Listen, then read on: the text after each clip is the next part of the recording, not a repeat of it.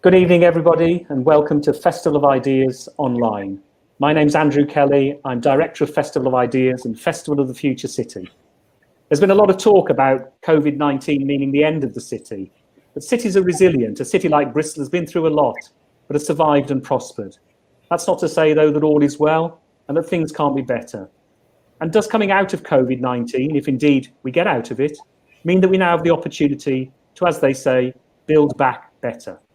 Well, Robin Hambleton, former Professor of City Leadership at University of the West of England, thinks so, and has put out a new book with, I have to say, commendable speed, Cities and Communities Beyond COVID-19. It's published by Bristol University Press. It's about local leadership changing our future for the better.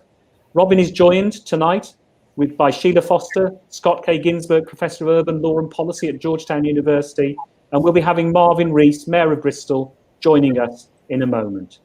Please do say hello in the chat, tell us where you're from, and do ask questions in the Ask a Question button at the bottom of your screen. We'll get to as many as we can. I'm going to start with you, Robin. This really isn't the death of cities, is it? But we need cities to be better, and cities should lead, you argue. Yes, I do. Well, before just kicking off this discussion, can I say thank you, Andrew, to you and the festival for organising this event. And thank you to Sheila, and I know Marvin will join us soon. And thank you everyone for tuning in. Basically, we're all in shock, I think, because of this traumatic event of this really appalling pandemic. It's a massive jolt to our world. But just to illustrate that, when I submitted the manuscript of the book to the Bristol University Press in July, I've checked the figures here. 10 million people in the world have been infected and 500,000 have died. Today, unfortunately, the figures are much worse. The number of cases is 36 million and over 1 million have died. So I think we've all been really challenged by this. It's a shocking experience.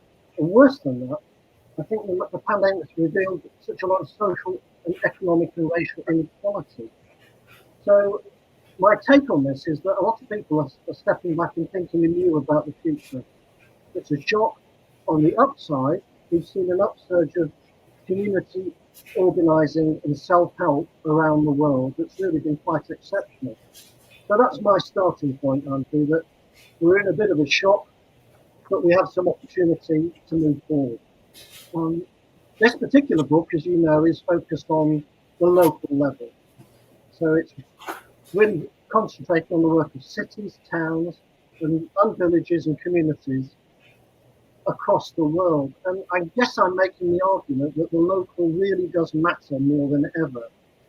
So in the book, I'm trying to do two things: show how important this local civic action is at the local level, and secondly, explain how any COVID-19 recovery needs to draw energy and momentum from what I call the power of place.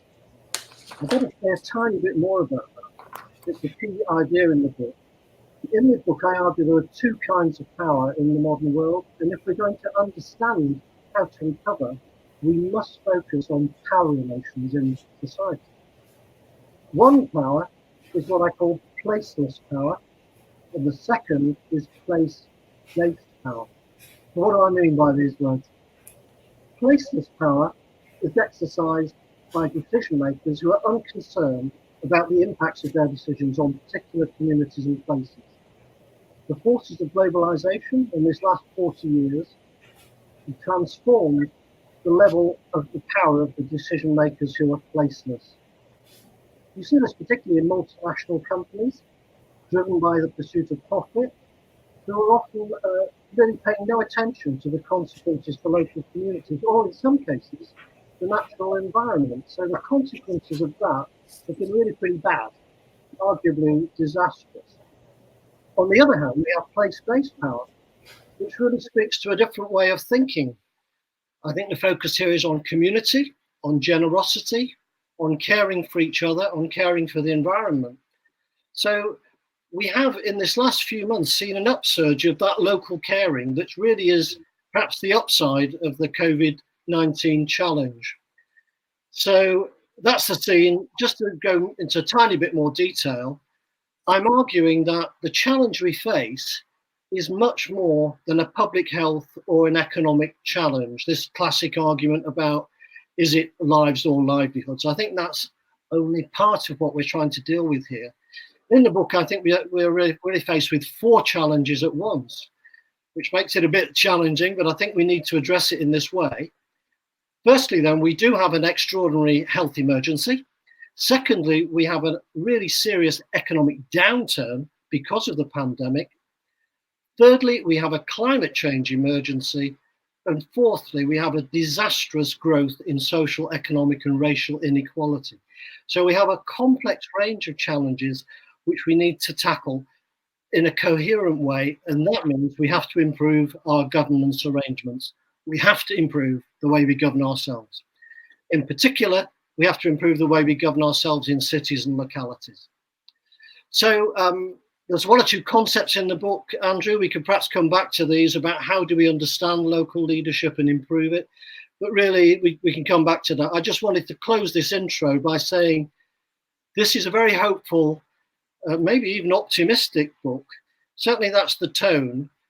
I think if we can take on board the lessons that were picked up from local action across the world, then the prospects are really quite good for a significant change in society. So that's my scene setter. I hope it gives you an idea of some of the ideas in the book. Well, thank you very much, Robin. Sheila, I'm going to come to you next for some immediate responses to that, particularly, I mean, Sheila, you're based in you live in the United States, you're part of the Global Parliament of Mayors, so you know cities all around the world. So what would you draw out from what Robin has said there? So first of all, thanks for having me. It's really exciting to be part of the Festival of Ideas again. Just a year ago, I was in Bristol, and I'm sorry I can't be there again, but this is certainly second best. I love the book and I love the framing, right? So a couple things that I think really resonate. The idea of actors who behave without thinking about the impact on particular communities, and I would say even the most vulnerable communities. And those tend to be national mobile actors and place-based actors, right? Which we saw an example of this in the United States during COVID. One of the things that happens when you lack national leadership, as we do, is that place-based actors had to activate themselves, right? And often they did so in networks. So for instance, in the United States, below the national level, we have, of course, states and governors. And so you saw governors in the lead and you saw governors networking.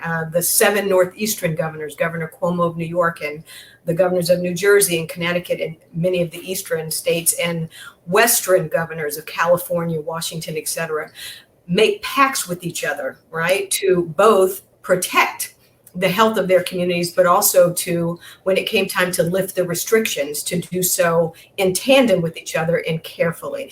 We also saw mayors act sometimes before their governors, right, in many places to protect their communities. And then we saw networks of mayors in the United States. Mayor Bloomberg, for instance, convened hundreds of mayors in July. Those mayors who were on the front line of this pandemic to share data, to foster collaboration. And then, of course, we've seen international networks of mayors through the Global Parliament of Mayors, which not only convened but had ongoing conversations with mayors all over the world to share and diffuse ideas about the best approaches to this. So I love this idea of place-based leadership because it really does at all the local, both for us, states and local governments. And I would add one other layer, sublocal. In the United States, in many cities, there is not just the city council and the mayor, for instance, but there are all these levels of sublocal governance. They can be neighborhood advisory committees, community boards.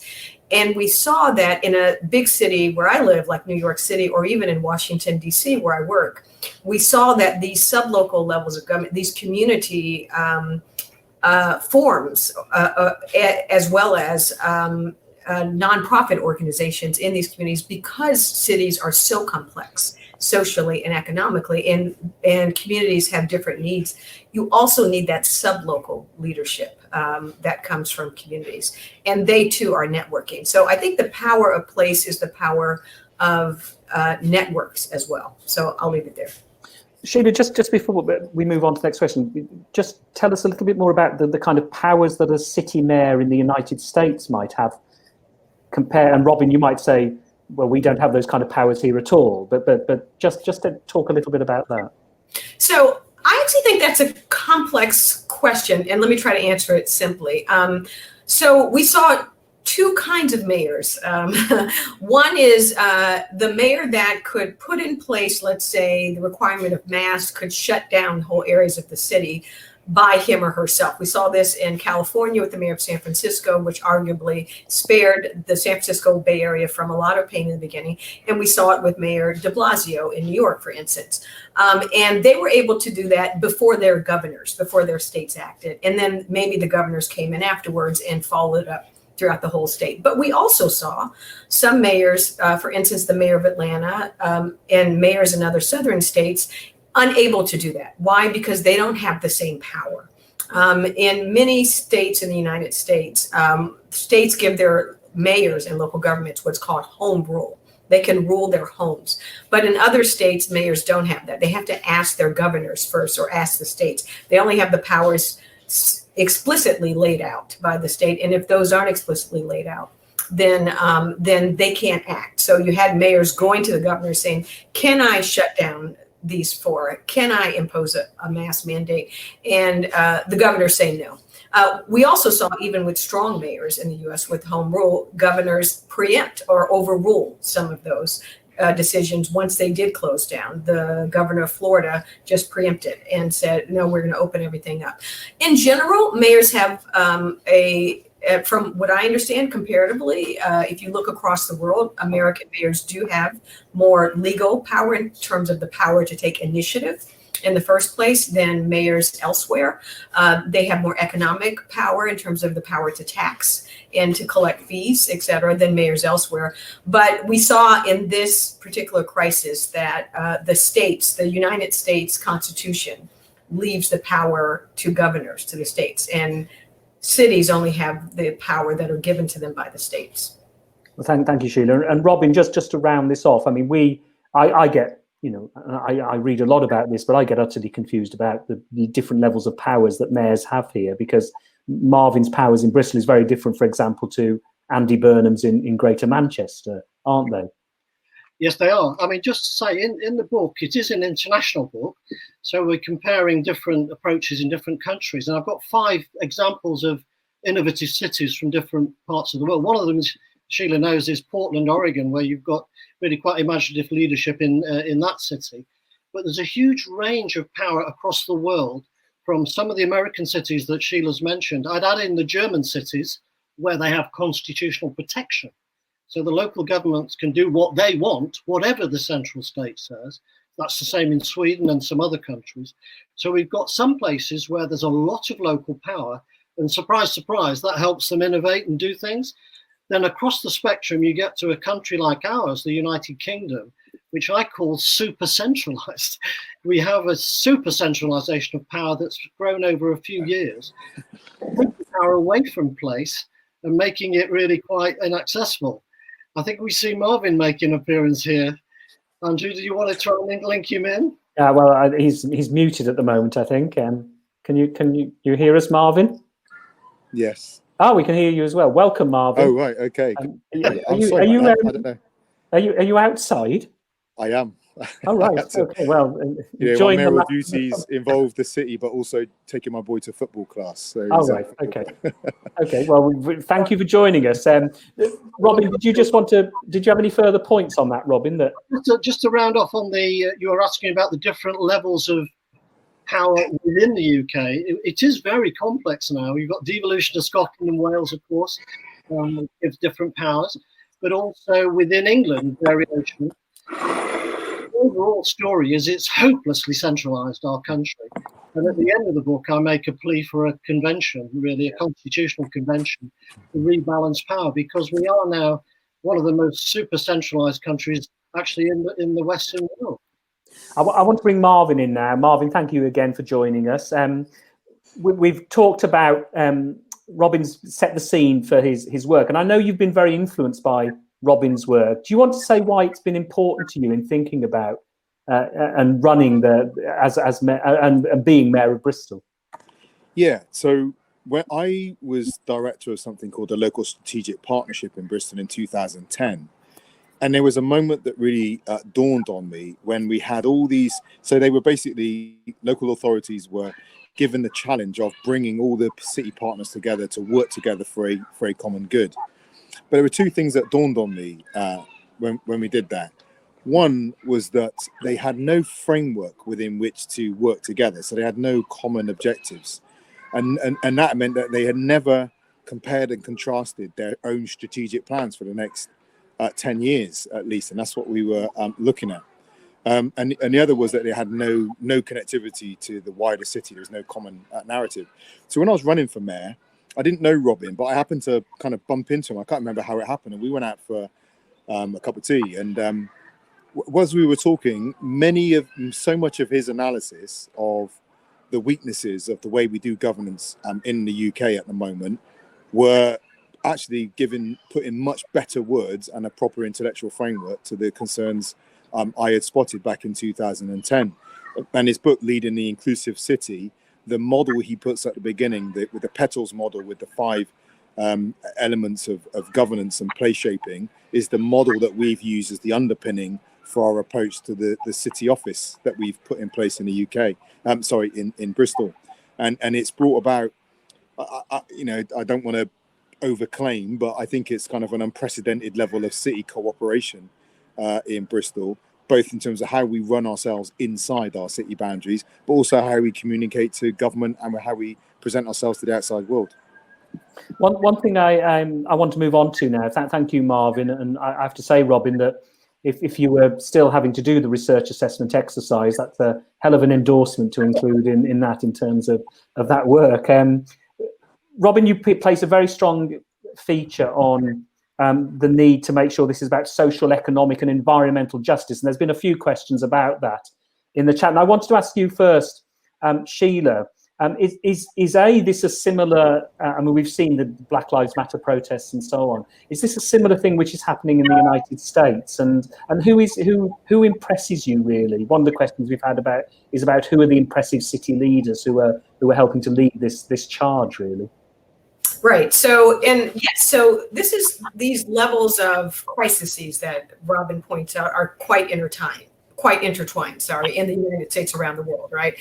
The health crisis, the economic crisis, the climate crisis, and the racial justice crisis. And so all local leaders should be attending to those. So who's doing that? I think we're seeing a few things happen, right?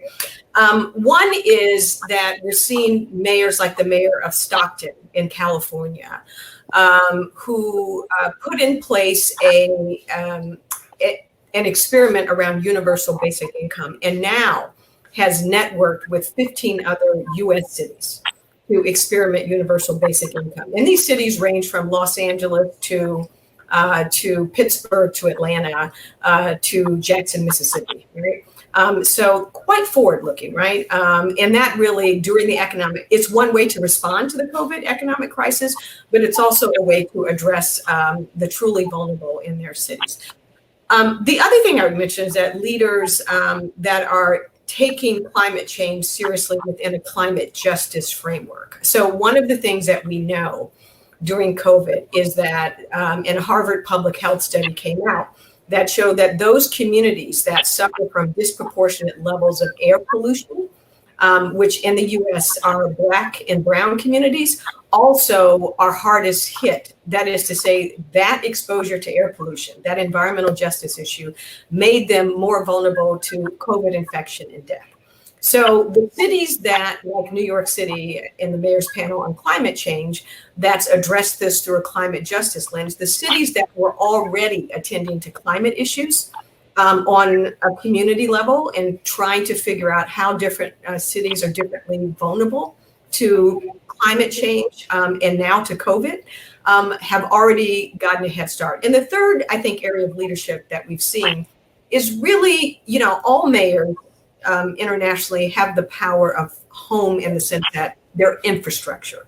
So one of the things we've seen is that mayors getting out in front and learning to share that infrastructure with the most vulnerable. So they've opened streets, and of course they've allowed businesses to operate on those streets. But we also see in Seattle, for instance, the city working with an African-American community to literally transfer an old fire station and land into a land trust to help them create affordable housing, affordable workplaces, and really using the infrastructure of the city to make it more, to share it. And in New York, de Blasio just mentioned yesterday that he's going to upzone or rezone Soho, one of the most exclusive areas in the city, to put affordable housing here. And so these are bold moves in a time when you need to attend economically, racially, and health-wise to the needs of communities. And Marvin, I mean, bringing together racial, economic, social justice is a key part of your work, and environmental justice is a key part of your work, isn't it? Oh, absolutely, and it's been a real frustration of mine, actually. I've been frustrated at, if I can be perfectly frank, quite frustrated at the environmental movement, particularly when I heard phrases like, "Well, people can just pay a few pennies more." We should just introduce charging. And I thought, actually, you've no comprehension of a household in which people literally don't have a few pennies more. They just don't have it. So it's not easy to get your locally sourced vegetables and pristine bread or whatever it is. And I found that lack of insight quite chilling. In fact, I will share, when we were doing work on the clean air zone in the city, and I was at an event talking about what we were going to do about clean air, and I happened to mention to someone that some other people had other priorities because they were telling me clean air was the number one priority within the city. And I said, well, actually, we've had a spate of knife crimes, and there are some kids who are being stabbed right now. When this person was an academic at university, said to me, yeah, but how many people get stabbed? As though it was an insignificant issue. And I just said, well, not in your world, but for some communities, for some mothers out there, they are very concerned that their child is going to get stabbed. They are very concerned about how they're going to feed their children tomorrow. They're very concerned about whether they're going to have money for sanitary products. And as I've said to Extinction Rebellion, actually, you don't win people over by saying, I know you've got a problem, but I've got a bigger one you need to take on. You have to go to where people are and respect their challenges. My concern is if we don't do that alignment between social justice and environmental justice, you create the conditions for a backlash of Trumpian type politics, in which, as I saw a little flyer the other day from some people that own coal mines, if Trump loses, we're finished. You will get people rejecting that whole agenda around the environment because it's not an agenda that's taking their concerns seriously and not showing them any respect. So it's not about downplaying the environment to the economy. It's about saying you have to do jobs and environment at the same time. And Robin, you pointed out earlier in terms of the book covering international examples. Do you want to give one example of a city which you feel is moving forward on this most strongly? Yes, we're actually spoilt for choice. It's so neglected in public policy debates. We hear a lot about national governments, or Westminster in our country, and maybe a bit about international, but very little about the wonderful work going across the world at city or local level. So if you press me, and you did tip me, you wanted one, I'm going to go with Copenhagen. Copenhagen it's already recognised as the healthiest capital in the world. It's got more bikes than cars now, and their approach to responding to COVID-19 is inextricably linked with tackling climate change and social issues. It's not like they're separate. So they're wanting to be carbon neutral by 2025, which I think is really ambitious for a major city, but that's what they're trying to do. So on climate change, they're world leading. But on top of that, they've got this very active approach to health. So they see cycling as being not just wise for environmental reasons, but really smart for health reasons. So you're less likely to get infected from this COVID if you're cycling. And better than that, it's going to tackle the obesity challenge that obviously many countries have got as well. So there's lots of cities we could name, but I do like the approach in Copenhagen. But I'd just say one more thing, Andrew, and it's true of all the cities I've been studying recently. Copenhagen was in a bad place in the 1970s. It was a car club city. It was doing everything wrong, but they changed their approach mainly because of civic action. So community action pressed for change.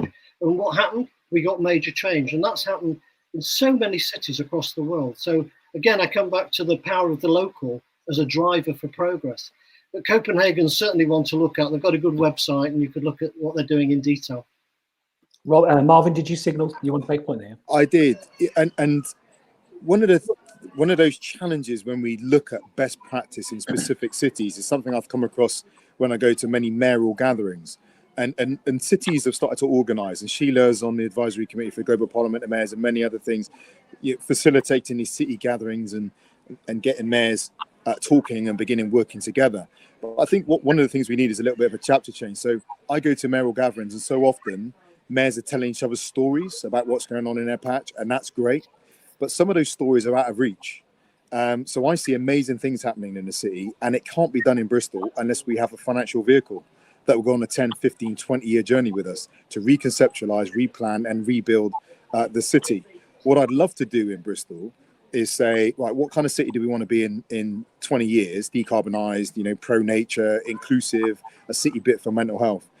We haven't done that historically because the city's just grown, right? A development here, a development there, more people, and it's just grown in kind of a random, unplanned way as a overall city system.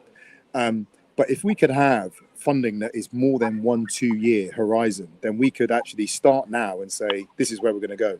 It's the challenge I took to the C40, and it's the challenge I took to the World Economic Forum. That the question is, how are you going to finance mayors to get the stuff done? Because it costs billions of pounds. We're looking at a mass transit system in the city, decarbonise our public transport, but that's £4 billion. As a city, we don't have £4 billion. We depend on national government. But we need to be able to work with businesses and philanthropists that want to see the world transform. With most of the world's population living in cities, the breakthrough is going to happen through transforming the way cities function.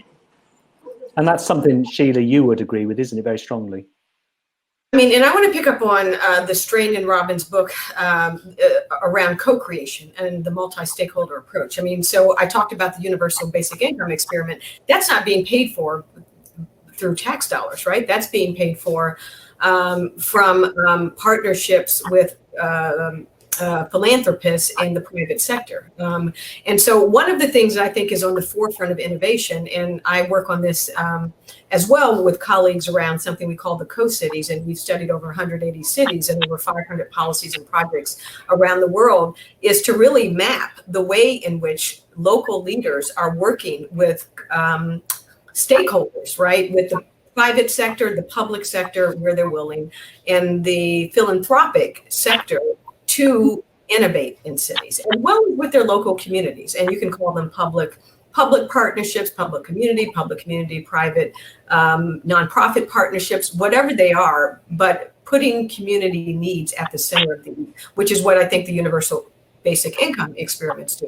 The other thing that we're faced with in the US, of course, is a police crisis. So Marvin talked about this safety issue, to rethink, reimagine the police, right? Which is a facet of governance and service delivery in cities.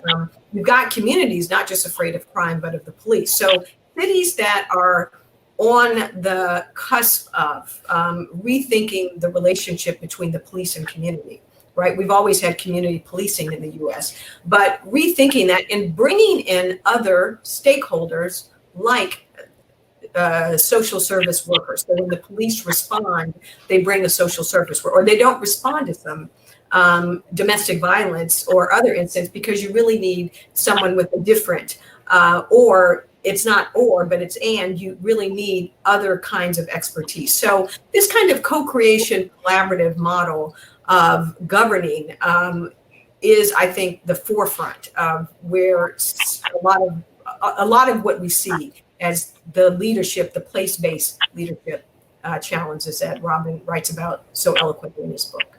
I'm going to come on to that now, but just to Sheila, I was fortunate enough to interview the Mayor of Stockton last week for a conference we've got next week on universal basic income, and there's a very good documentary, isn't there, of his work, Stockton on My Mind, which showed the city in crisis, but also this very visionary, very young mayor actually driving it forward in many different ways, and the guaranteed income is just one example of that. Well worth watching, I think, that documentary. It is available on HBO now. Robin, take us through the co-curation act, but particularly what impresses you about the notion of the city office, and talk about the new civic leadership model that you've been developing. Very good. Okay, well, delighted to. Well, thanks, Marvin, for mentioning it earlier on. It's a bit hard to describe, but I'm suggesting that effective civic leadership brings together 5 realms of leadership within a place. And Marvin characterizes it as a flower diagram. I hadn't quite seen it that way, but if you think of a flower with 5 petals, it sort of works. One is the political leadership. We elect politicians to give that lead, and they have the legitimacy of the ballot box behind them. Secondly, we have many very talented public servants working within the state or in relation to the state to deliver public services. We have businesses that care about the place and want the place to prosper, partly out of self-interest, but because they care about the city. Then we have trade unions, who are often left out of these conversations, but can be really important voices for change and action. And the 5th petal, it's a little bit of a big one, is what I call the community sector. In other words, actors who are not necessarily employed or not involved with the state, who are nevertheless often the major drivers of innovation and change. And the key thing is, if we can get some of these petals to overlap, we can create really different ways of thinking, because different kinds of people come together. And that's where the city office has been really quite successful. Marvin mentioned at the beginning, when he was elected in May 2016, this was one of his ideas, was to bring these different voices together and organize and underpin them with an arrangement that would help them come together. And that then leads to innovation. So I call the overlaps between the petals innovation zones, new spaces that do new things. So we have in Bristol, and I think there are 1 or 2 perhaps on the link tonight, we have a very talented team, very small, but they're able to work with so many different civic actors to create new actions. And just a few, Marvin could give a very long list. Action on homelessness has been creative in Bristol because of the city office. Another example is the period friendly initiative of last year, which was really a drive to create dignity for women and girls in the city, with different actors across those petals working together. So I think it's very like what Sheila was saying. I think it is like Sheila was saying about the co-city movement, that is really using similar ideas. So I think we're onto something that's not just Bristol or not just Portland. It's really a way of working that's much more collaborative than we've seen in the past. And Marvin, you've spent a lot of time in your first term working on the city office and so on. What's been some of the key things for you which has come out of that, in terms of, if you think particularly about, COVID-19, the economic crisis we face and so on, how is the city office going to help people get through this next phase? Well, it's done 2 things, really. It's developed both a culture and a structure to facilitate that joint working. And though I say, a couple of key understandings is one is our interdependence as health, as organizations. Business community cannot flourish with a mentally vulnerable population. So they have to think about the mental well-being of our children and young people, for example. The criminal justice system cannot flourish and deliver more justice without the education system performing well. So we start to look at those interdependencies and recognize them, both in terms of our individual organizational performance, but in the outcomes. Business want a good, strong economy. So do the unions, right? They want people to be employed in good quality work. And by the way, good quality work creates better health outcomes that makes a more resilient workforce. So we looked at those feedbacks. But what's come out of it is a readiness to move. As Robin talks about, is the space of innovation. So it's not that you have all the answers before they happen, but you've got the conditions in which you're more likely to be able to come up with answers to challenges you didn't expect. So COVID, so to give you an example, COVID comes along in Bristol. we had initiated in the city a quarterly meet breakfast for city leaders. I don't put a big agenda on it. We just put we put some coffees and teas and a few pastries, and we have breakfast. And the idea is that just get to know each other, soft relationships, right? But then what happened, as soon as COVID kicked off around about April, we phoned around and said, we could probably do with briefing you all tomorrow on COVID, so you know all the basics. They turned up. Then we said, well, I'll tell you what, I will be on the phone with my Director of Public Health every Wednesday at 12:30 for an hour to give you the latest information. Now, we've been having that weekly hour-long meeting since April. And from that meeting, it's not just all through the local authority, but they've done their own innovations. So the bus company worked with the City of Bristol College to stagger their start times for their student timetable, so they didn't overburden public transport at peak times. We have an economy board. They started right at the front end on getting together, meeting weekly to begin to write an economic survival, recovery and flourishing strategy. The important thing about that is, as we went into the depths of the first lockdown, we were talking to people not just about what we were going to do to support them as a city again by distributing food, but we were also able to say, do you know what? We've started on a plan to take us out of this. We're not saying it's going to be easy, but we're working on a plan right now, and that gave a degree of public confidence. Thank you, Marvin. Sheila, what does this resonate at all in terms of innovative mayors in the United States working to help their cities move forward? Yeah, no, I do think it does. And, Robin has a bunch of case studies in his book that I think illustrate this. And one of the reasons that international mayors come together in networks like the Local Problem Mayors is because what Marvin is doing and what the mayor of Atlanta or Stockton are doing actually look quite similar. And one question we talked earlier about city power, these networks really are places to fortify city leaders to take these steps, right? But I think one of Marvin's points early on is but that's not enough. Because if you don't have other kinds of power, economic power, for instance, the financing, then it is difficult to diffuse these very good ideas and the very good collaborative or co-creation or co-city-like structures. So I think one of the things that we should talk about is what's the frontier of financing, right? Innovation in cities with local leaders. And so beyond the willingness of, and so we see this in the US, right? We see that the city of Detroit is coming back in part because they've got a billionaire who's funding most of that. The same in Baltimore, the same in a lot of places. That's not a sustainable model, right? I mean, I think Robin would call those, maybe they're place-based leaders, right? But that can't be sustainable. So where else do city leaders, can we think about modes of financing, public utility financing, municipal financing that goes beyond this very stark, either we get it top down from the state or philanthropic source to more sustainable financing.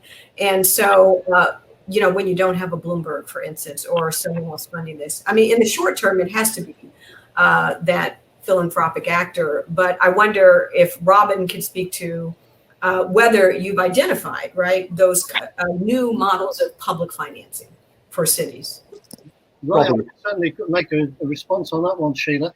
In my last job, I think you know this, I used to work in Chicago. I worked at the University of Illinois in Chicago. And I think one of the great strengths of the US is the philanthropic energy that is brought to bear on a lot of the challenges. A bit different in Europe, we don't have that, but we do have relatively strong states. So I think I come back to the point made earlier about rebalancing power within countries. I just mentioned Sweden. In Sweden, very few citizens pay any income tax to central government. They pay it all to local government. So I think it's, don't quote me, it's probably more than 60 or 70% of the spending of local authorities in Sweden is funded by income tax. So surprise, surprise, there's a lot of power. They run health, by the way, as well as all the services familiar in Britain.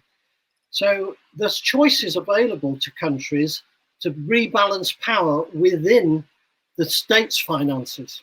And here in the UK, Marvin and all the other leaders in Britain are hugely constrained. They can hardly raise any funding themselves. So I think it's a bit about looking at the different country contexts, but we could be radically different. And I want to say it again, I think the UK is really out of step with other European countries on this. So I'm really pushing for a constitutional convention to rebalance power. Marvin, you're mayor of Bristol. We don't have a Bloomberg in Bristol.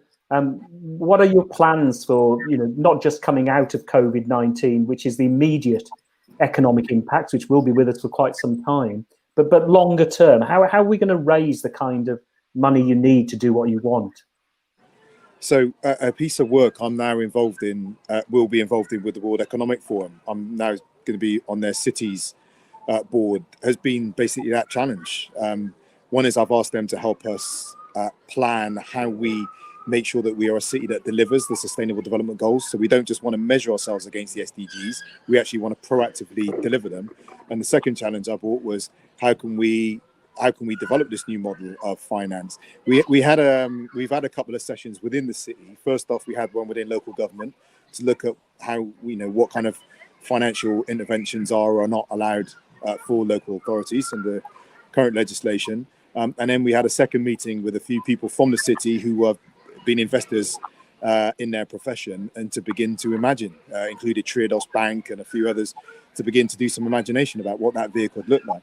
My point to them was, let's just get something drafted, and then let's take it to people like C40, because the solution, I think, is in that investment, that long-term investment that will allow us to build decarbonised city systems, inclusive government. In the meantime, one of the things I am pressing my national government for is to front load the investment in green infrastructure, the house building and the transport systems. There's two benefits that come from that. One is if I get certainty over billions of pounds worth of investment coming into my city, then I can line up the local supply chain. There can be some hope that there will be employment. I think that has social consequences as well as the economic consequences. But secondly, if you front load the investment in the green infrastructure, we begin to benefit from the decarbonisation now, rather than starting that benefit in 2027, which would be the usual turgid way national government decision making works. We need to start benefiting from that right now. I'm just going to bring in a few audience questions. We've covered some of them in the discussion. One of them from Nick Plum, I think it is about the concept of the 15-minute city. Robin, what have you done have you done much on thinking on that? I was thinking, some people say this is the end of the city. All these changes mean the city's gone. I mean, the people have been saying that for a few thousand years. Absolutely. I'm absolutely sure cities are going to survive and prosper. But I think we're going to see some interesting changes within cities. Just a couple of points, picking up on what Nick was saying in his question. I think central areas are going to need to rethink a bit what they're about, because the idea of all the office workers returning to the commute in for full-time work in the office towers, I do think that's a bit unlikely now. So we've got more interest in home working and other dispersed patterns of work. I think that's going to happen, but then that might actually be an opportunity. And Nick mentions the city of short distances. I think that was a phrase developed by Freiburg. Freiburg's one of the case studies in the book, where it's probably 25 years ago, they were thinking, we need to restructure our city so you can walk to just about anything you want. So originally, like Copenhagen, they had cars everywhere, and they said, we're taking that out. They've built 300 miles of bike paths, and now they're very proud that you can actually get around to most things you need by walking in Freiburg. The car ownership is going down in one of the wealthiest cities in Germany because people don't want the cars. So I think just going back to the UK, I think that's got implications for planning and design of our cities, obviously. But I think this idea of redesigning public space and neighbourhoods so they're more accessible to residents is critical. And just one thing, I think the government's got proposals in the pipeline to rethink planning law in Britain, which are wholly misguided. They would remove that capacity to plan and develop and shape local neighbourhoods that we've enjoyed since 1947. So I'm very much hoping those proposals won't come through. Cities are going to survive, but we do need to adapt and help them to change. And you'd agree with that, Sheila, I think. But what's happening in, there's lots of talk about the, city centre decline, lower office use. Your paper, the New York Times, has been covering this in great detail in recent weeks. Yeah, so I agree with Robin. I mean, you see in American cities like New York and many others, the reutilization of streets and public spaces for other purposes, including, again, restaurants in the street, streets shut off to cars. This has many co-benefits, I think, for climate change. But I think there's an opportunity in terms of office space. I mean, you live in New York, you walk around here, both Midtown, where much office space is, and also downtown, where there's a lot of retail space. And it's a retail wasteland, right? And it's a commercial wasteland. So there's an opportunity that cities have, it's not just about streets, but I mentioned before the infrastructure of the city, including buildings, including office space. How do cities redeploy that? Right, for these purposes, for not just health, right? We're not going to be crowding people back into small office spaces, but also for these other ends, justice ends, inequality, as well as climate. And so I think we're going to see cities really think innovatively about that infrastructure, about all of this empty space that people are not coming back to in large quantities, and certainly not in dense quantities. And here I think place-based leadership and creating pacts and co-creating with communities visions of what their neighborhood should look like with that space will be a huge, I think, trend that we see, and that we've already started to see in cities. I mentioned the city of Seattle, right? Allowing communities to use some of these buildings, these defunct police stations or other infrastructure to create community goods. They could be cooling centers for climate. They could be affordable housing. It could be, green space where people need to be outside more. So that is, again, this co-creation model, using the infrastructure of the city as a common good to be shared with communities, and then working in partnership with communities and private and other actors to fund that. Is where I see in our study of 180 cities, we see that there's long been a lot of innovation, and this will just accelerate that. And Marvin, we're quite good in Bristol at reusing old buildings and turning them into something else. What's your thinking at the moment, not just in terms of the city centre, but also the neighbourhoods? And tied into that is a question we've had about COVID maybe having a more direct impact on neighbourhoods, and how we're going to help those in the future. Our city centre and our high streets are going to face a huge challenge, actually. We were under a lot of retail pressure before.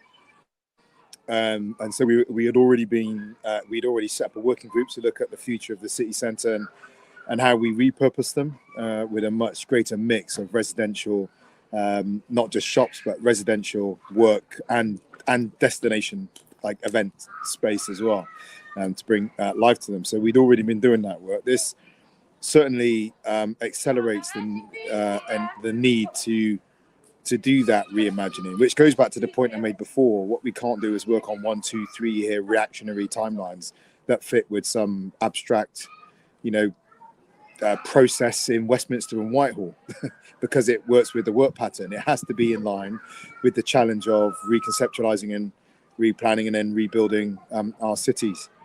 But I think that's going to be the centres of cities is going to be a massive challenge for us, because I think you do need an economic heart for communities to survive. As when Sheila talked about the wasteland, you can have that even if you've got loads of homes. It's just dead. There's no culture there. There's nothing. There's no calls for people to interact. In our communities, the opportunity in everyone, they say, don't waste a good crisis, right? The opportunity is to get to rethink the way people live. Bristol has grown, but the way it's grown, we have a number of communities across the city that have really been left behind and have not provided good quality homes. I think about places like Parkcliffe to Lawrence Weston, and in the middle of the city, Easton and St. Paul's, although those areas are now gentrifying. So if we can do the planning and we can get the finance, we could begin to be very intentional about how we build balanced communities without concentrations of wealth and power, poverty and powerlessness that further undermine our sense of coherence and our resilience. I wanted to bring in another question from the audience. Let me just come to that one. it was relating to the fact that when we had the early days of lockdown, we had, there were many fewer cars on the streets. People cycled more, walked more when they could get out, and so on. And we've seen car use go back up again. Marvin, you've been very stressed the importance of things like sustainable development goals and so on. How do you it's very difficult to say, the good things of COVID, but certainly, people's reliance on transport changed during that period. How do we build on that? Well, and again, this is a real rural challenge. So in Bristol, we've tried to lock in the benefits we've had from reduced disruptions to the way people move around. Our air quality improved, as you might expect, because fewer people are moving around, and we've taken the opportunity to close Bristol Bridge and Baldwin Street to a bridge and a road in the middle of this Bristol through traffic in a way that would allow us to maintain those benefits. But that has to be supplemented by improved public transport. And as I said, money, we haven't got a mass transit system. We just have buses, which are great, but also get locked up in cars. So improving that public transport is a real challenge for us, particularly when people are scared to use it at the moment. But that's what we've been doing. It's just taking that opportunity to introduce cycle lanes, wider pavements, and as people come back out into the world, as it were, it's not like they face change overnight. They've been at home, they've got used to not being out, and they've come back into a new way of moving around, and hopefully the transition will be smoother. But none of these things are ever smooth, are they? There's always unintended consequences to what you do that we then have to have the finance, the flexibility to be able to respond to if there are negative consequences. One thing Robin mentioned, which is a question for you all, is which comes up increasingly in our work as well. We've been focusing a lot on the problems with democracy, the future of democracy and so on, is about the future of democracy in cities. And Robin's called for a constitutional convention. Robin, just tell us very briefly, because we're running out of time, what does that mean and why is that important? Yeah, no, I can see the time's against us now, but I think what we've done, I think it's happened in other countries too, you get this drift over time and change of power shifting away from place towards what I call placeless power. So I think it's time to just take stock and just say, hang on a minute, what's happening here? Is this what we really want? And is it the most effective way of governing our country? And I think there's quite a bit of evidence to show it's not.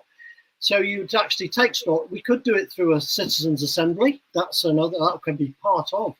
I would advocate it should be part of a constitutional convention where we bring, I think you're familiar with it, perhaps most of our listeners will, you get the different voices from the society as a whole to look at the evidence, interrogate different specialists and come up with views that can then be shared. It needs a bit of a radical rethink because we've talked about trying to do something in Britain anyway, for quite a long while, and we keep sliding more and more towards the centre. Just lastly on that, I used to work in local government, happy days, a long time ago. We had 50% of our revenue was raised by the property tax, the local rates. Now Marvin's got a council tax, but he can't even raise that because of the caps.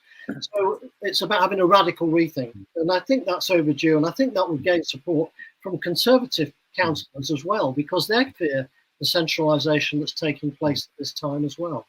And Sheila, any interesting pointers from the United States about improving democracy across the board, whether it's voting or whatever? Yeah, that's right. So, I mean, we have a crisis at the national level, as you know, but at the city level, less so.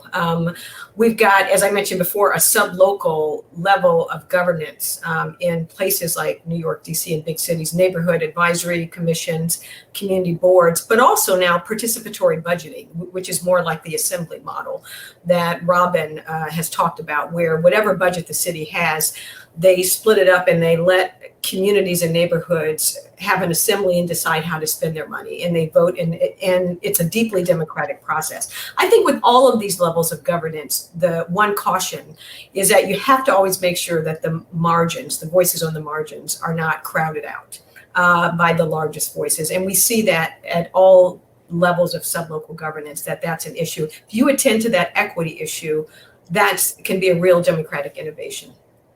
And I want to round up now because we are running out of time. I've got a final question for all three of you. I mean, it's always said in times like this that we can't go back to the same again, but often the fear is we will. And Marvin, you say in the foreword to the book, to Robin's book, that the status quo has proven to be very adaptable and very resilient. How do we make it different this time is the question to you. And actually the question to all three people as a final question. I've got more of a warning than a solution to that one. But I do say in there that this is not just a crisis of ideas. We're awash with ideas. I genuinely think that changing the structure of national and international governance actually is critical at this time, because this same old model to produce the same old results.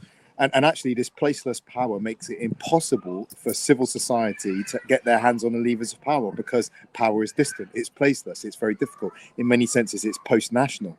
But a global network of cities with those city structures connected to civil society could do the job of just creating a different mix of people at the table and generating new ideas. The thing I wish I'd written in the foreword, having gone through the book again, was actually to talk about it's not just a crisis of governance structures, it's a crisis of values. So we've got the ideas, but it's the structure and the values that have been missing. And the values is something that, again, when I first met Robin, I was really taken aback by how much he drives values into the need for governance, which is perhaps something we haven't talked about enough in recent years.